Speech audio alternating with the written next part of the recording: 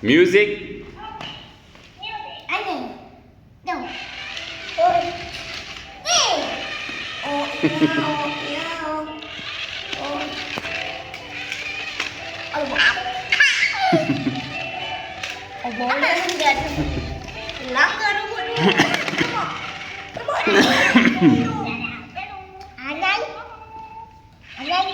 Adik letak adik. Goodbye.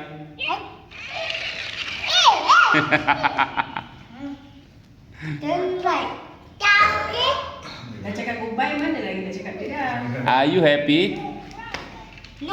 Lupa dulu. Kenapa adik angkat-angkat dia? Almai, slip aku.